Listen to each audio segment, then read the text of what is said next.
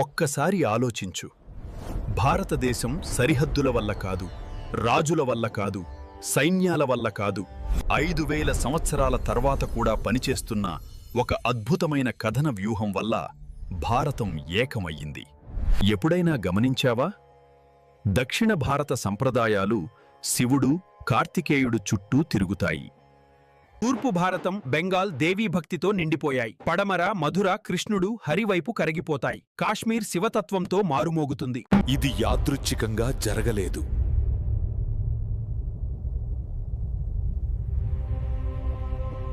మహర్షి వ్యాసుడు విప్లవాత్మక నిర్ణయం తీసుకున్నాడు. అతను ప్రజలకు నేరుగా బోధించలేదు. కొద్దిమంది అసాధారణ శిష్యులకు మాత్రమే వేదాలను అప్పగించాడు. ఋగ్వేదం ఋషి పైలుడు, యజుర్వేదం ఋషి వైశంపాయనుడు, సామవేదం ఋషి జైమిని, అథర్వవేదం ఋషి సుమంతుడు. ప్రతి ఒక్కరూ ఒక స్తంభం లాంటివారు. మహాభారతం విషయానికి వస్తే ప్రధానంగా ఒకే వాహకుడు, ఋషి వైశంపాయనుడు. పురాణాల కోసం కూడా ఒకే ద్వారం.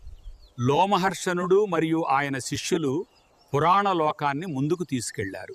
అందరూ 18 పురాణాల్ని మొత్తంగా జ్ఞాపకం పెట్టుకోలేదు.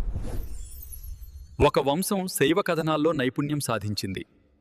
ఒక వంశం వైష్ణవ తత్వంతో, మరో వంశం దేవీ సంప్రదాయాల్లో. ఇక్కడే అసలైన ప్రతి పురాణం ఇతర పురాణాలను సూచిస్తుంది.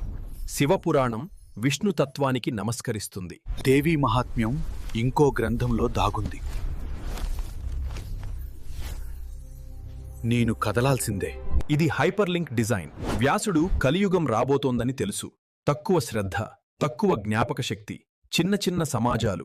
అందుకే ఆయన తత్వకోట కట్టలేదు, భావోద్వేగ ప్రవేశ ద్వారాలు నిర్మించాడు.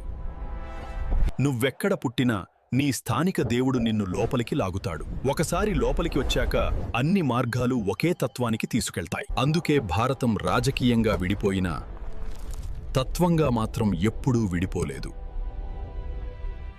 సత్యం కేంద్రీకృతం కాలేదు, విభజించబడింది. శిష్యుల ద్వారా, ప్రాంతాల ద్వారా, భావాల ద్వారా, కథల ద్వారా. ఇది గ్రంథరచన కాదు, ఇది నాగరికత కళ.